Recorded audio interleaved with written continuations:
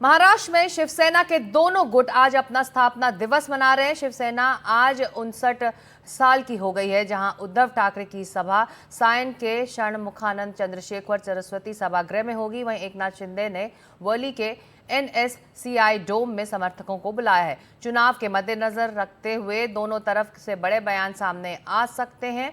सवाल यह है कि क्या उद्धव ठाकरे राज ठाकरे को दोस्ती का प्रस्ताव देंगे। और अभिषेक अवस्थी हमारे सहयोगी वर्ली में मौजूद हैं, जहां पर एकनाथ शिंदे का कार्यक्रम चल रहा है, और अनुज रायते हैं माटुंगा में, जहां पर उद्धव ठाकरे का कार्यक्रम चल रहा है। दोनों के पास अब चलते हैं। अनुज, दोनों ही शिवसेना गुट इस वक्त स्थापना दिवस मना रहे हैं। अब सबसे पहला सवाल तो ये कि कौन ज्यादा भीड़ इस वक्त इकट्ठा कर पाया है स्थापना दिवस समारोह के लिए।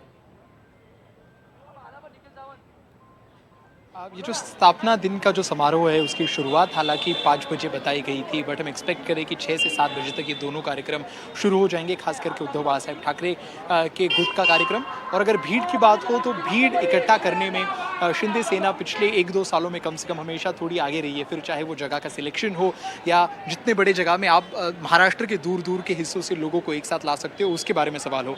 बट अगर मुंबई में ट्रैक रिकॉर्ड की बात करें तो पिछले दोनों इंपॉर्टेंट इलेक्शंस में, फिर चाहे वो लोकसभा का इलेक्शन हो या फिर वो विधानसभा का इलेक्शन हो, इन दोनों इलेक्शंस में ठाकरे की शिवसेना ने एक अपना कदम थोड़ा आगे रखा है शिंदे सेना से। हालांकि शिंदे सेना को पूरे महाराष्ट्र भर में थोड़ा ज़्यादा अच्छा प्रतिसाद मिला है अपने खुद के पार्टी के लिए, बट खास करके अगर हम लोग मुंबई की बात करें तो बस मुंबई में ठाकरे सेना थोड़ी ज़्यादा अग्रेसर नजर आई है। बट पिछले 5-6 महीनों में बहुत चीज़ें बदली। विधानसभा रिजल्ट्स के बाद हमने देखा है कि बहुत ज़्यादा हद तक जो कॉर्पोरेटर्स, फॉर्मर कॉर्पोरेटर्स ठाकरे सेना के, वो छोड़ के शिंदे सेना ज्वाइन कर लिए है।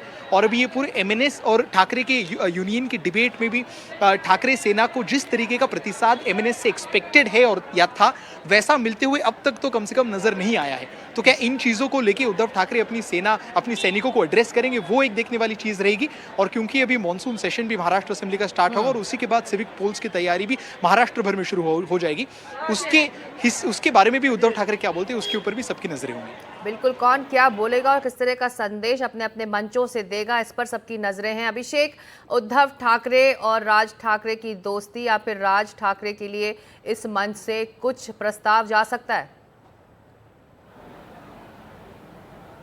जी, ज़ाहिर तौर पर देखिए, जिस तरीके से कल हमने जो खबर ब्रेक की थी कि जिस तरीके से नगर सेवकों के साथ बैठक करने के बाद नगर सेवकों की सहमति ली गई कि क्या हमें गठबंधन करना चाहिए, तो उन्होंने साफ तौर पर कहा कि जिस तरीके का वातावरण अभी चल रहा है उसमें ज़रूर हमें आगे बढ़ना चाहिए। और उन्होंने साफ तौर पर कहा किस पार्टी के साथ मुझे आगे बढ़ना है, ये मैं आपको आपके समक्ष और आपकी राय लेकर ही आगे बढ़ूंगा। इतनी बड़ी कल मीटिंग हुई है और उसके बाद आज का दिन बहुत महत्वपूर्ण होता है। और एक चीज़ और बता दूं कि राज ठाकरे जो है इस वक्त, मतलब जिस तरीके से आप देखेंगे बीजेपी और कहीं ना कहीं एकनाथ शिंदे भी कहीं ना कहीं उनके साथ गठबंधन करने के लिए अग्रेसर दिख रहे हैं। और ऐसे में जब उद्धव ठाकरे की तरफ से प्रस्ताव जाएगा तो उनके पास ऑप्शन तमाम है।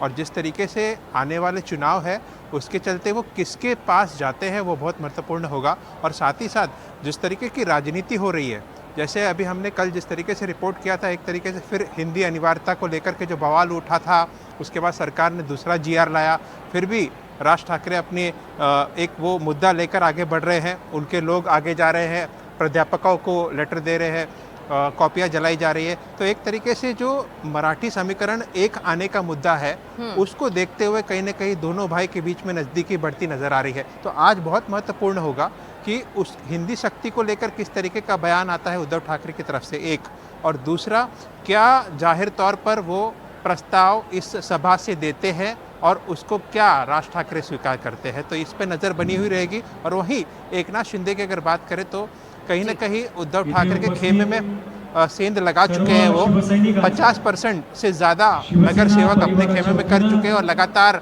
पक्ष प्रवेश चलता आ रहा है। उससे समझ सकते हैं आप कि आने वाले BMC चुनाव कितने महत्वपूर्ण है दोनों के लिए, दोनों जो धड़े हैं शिवसेना के। और साथ ही साथ बीजेपी भी MNS राज ठाकरे की पार्टी पर नजर बनाए हुए। तो आने वाला वक्त ही बता पाएगा कि इसमें कितने राजनीतिक समीकरण बदलते हैं। बिल्कुल, बहुत इंटरेस्टिंग भी होगा कि इन मंचों से, दोनों ही मंचों से किस तरह का राजनीतिक संदेश वो अपने लोगों को और एक दूसरे को पहुंचाते भी हैं। आप दोनों नजर रखिएगा, लौटेंगे आपके पास। फिलहाल शुक्रिया।